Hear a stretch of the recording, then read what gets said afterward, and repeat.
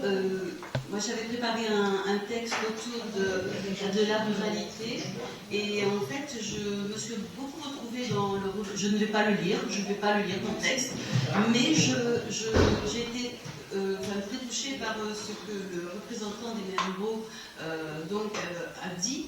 Et en fait, je reviens pour pratiquer la démocratie avec les citoyens.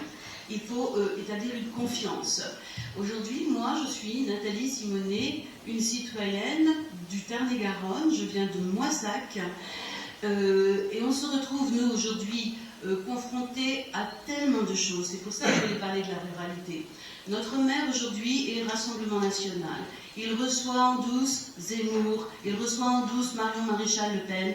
Et aujourd'hui, dans les conseils municipaux, nous avons une idéologie qui monte. Et non pas des projets de construction pour notre ville, mais simplement de destruction. Donc, plus de maisons des jeunes, plus de centres sociaux, mais une annexe de la police municipale dans le quartier dit difficile. Nous avons une communauté stigmatisée, les Bulgares. C'est terrible pour ce qui se passe aujourd'hui. Nous avons une communauté de communes qui est une majorité silencieuse et qui laisse dire des choses qui, moi, me mettent en colère. Donc je suis une citoyenne aujourd'hui en colère. S'il n'y avait pas eu le mouvement des Gilets jaunes, parce que c'est avec les Gilets jaunes que j'ai démarré, je suis encore une des Gilets jaunes de l'association des Gilets jaunes 82. Je suis très fière d'eux parce que nous avons construit ensemble un atelier constituant. Et j'ai eu l'occasion donc de rencontrer M. Bellon. C'est finalement pour moi aujourd'hui une formation politique que je suis en train de mener.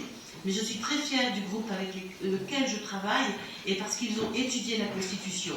Ils sont partis sur celle de 46, j'aurais pu en parler pourquoi, mais finalement celle de 58 ne leur correspond pas. Mais je suis très fière du travail qu'ils ont fait aujourd'hui, et je suis contente d'en parler. Mais je suis aussi membre du comité de défense de notre hôpital. Aujourd'hui, on a fait les pieds de grue combien de fois devant l'ARS. Et comme vous le dites, monsieur, nos institutions ne viennent même pas nous rencontrer sur le trottoir pour nous parler. Non, ils sont en train de nous mettre devant le fait, donc perte de la maternité, perte des urgences de nuit.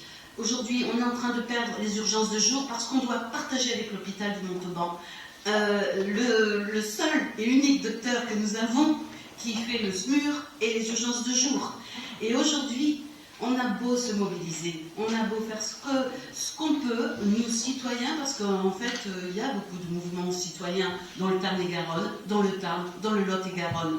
Et c'est vrai que j'aurais préféré parler de l'eau, de tous ces problèmes de la ruralité, du fonctionnement Gueulfèche, puisque la Garonne ne peut même plus refroidir les réacteurs, mais c'est la France qui est en train de s'effondrer. Et nous, dans le Tarn-et-Garonne, dans le 82, et on est en train de le vivre au quotidien et de lutter contre de l'idéologie.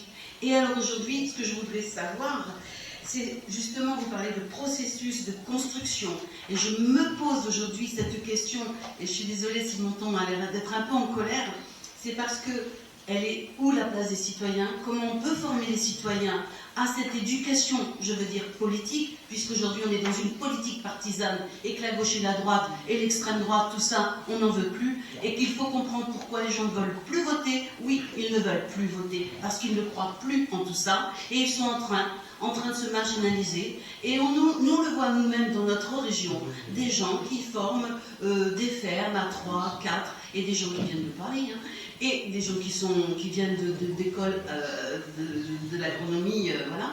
Et finalement, aujourd'hui, on est en train de se rendre compte qu'il y a parallèlement tout un monde qui se construit avec des associations, avec surtout des collectifs, et il y a peut-être de quoi se saisir de ces collectifs, de ces gens qui ont des idées. Et plutôt, et excusez-moi, je finirai avec ça, que de traiter d'éco-terroristes, tous ces gens qui sont sur des ZAD et qui ont des choses à proposer pour le changement climatique, pour l'agriculture.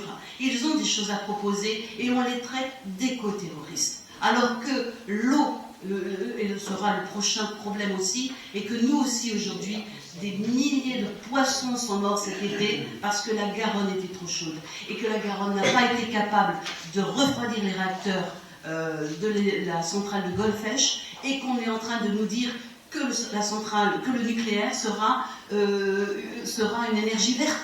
Je n'en crois pas. Voilà, mes oreilles. Voilà.